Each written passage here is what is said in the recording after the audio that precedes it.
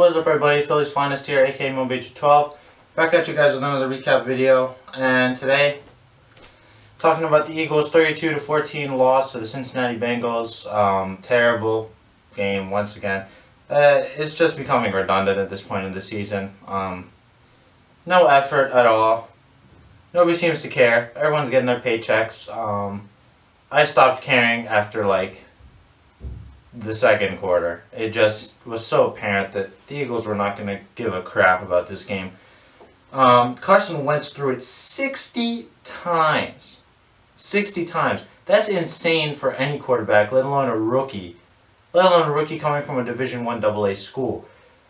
Terrible play calling, terrible game management, terrible throws, complete lack of a run game, no type of run blocking from the offensive line for the running backs. No type of separation from the receivers at all.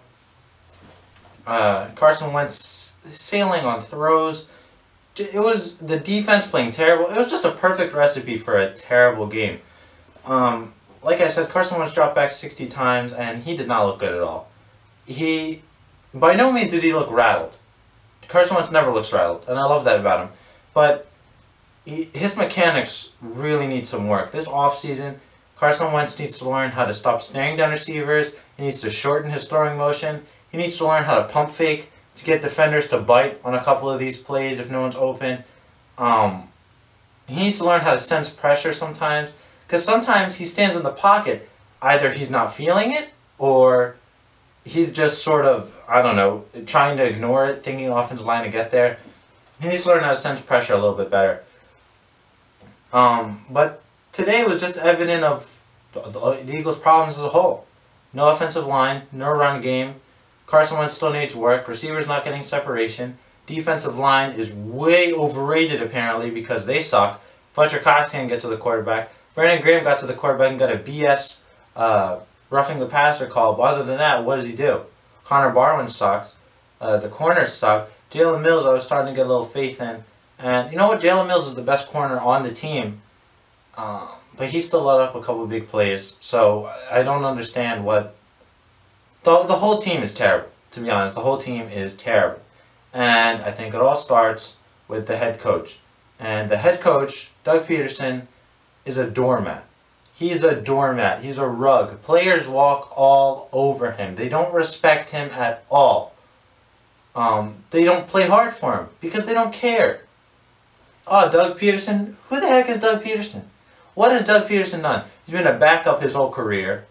He's nobody in the coaching world. He had to go down to high school just a couple years ago. Then Andy Reid brought him along. He couldn't even call plays, and Andy Reid was like, I kind of want this guy off my back. I don't want this guy on my team all the time, so I'm going to let him call the second half, let him get a little bit of experience so he can get off my back. And then he sends it over to us. Doug Peterson's a nobody. Players don't respect him, which is the complete opposite of what Chip Kelly was. Chip Kelly, players still didn't respect him, but they were so fearful of him they couldn't even voice their concerns to him.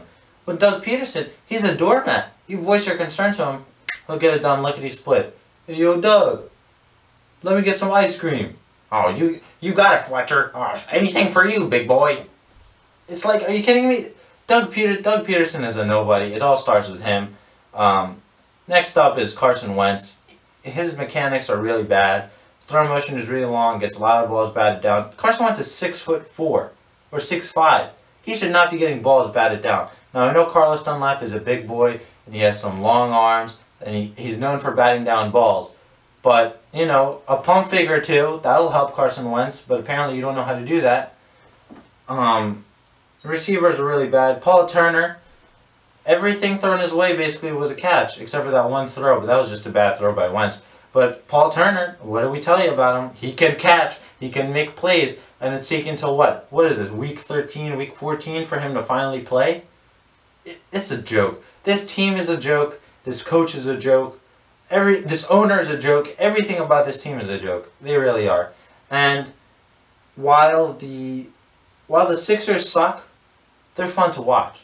Because they play hard. You know they care. You know they're grateful for the opportunity. You know they respect Brett Brown as the head coach. They're fun.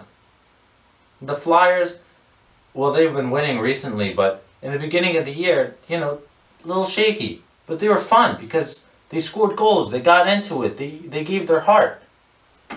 The Eagles don't have that. The Eagles just don't care, so they're just not fun to watch. If the Eagles actually cared, put out a lot of effort, went hard every play, called some good plays, even if they lost, they would still be enjoyable. But watching the game was like a chore today. It was like, you know, in the third quarter, beginning of the fourth quarter, I just wanted to go upstairs. I was done with the game, basically. But, you know, I had to keep watching because, you know, the Eagles, they're my team. But it just feels like it's a chore right now. And who do we have up next? I think, Baltimore? No. I'm not sure who we have next in the schedule. Tell me down below in the comments. I just don't even care anymore about this team. I know a lot of people feel this way on Twitter. And the problem is we can't even lose so that we can get more draft picks.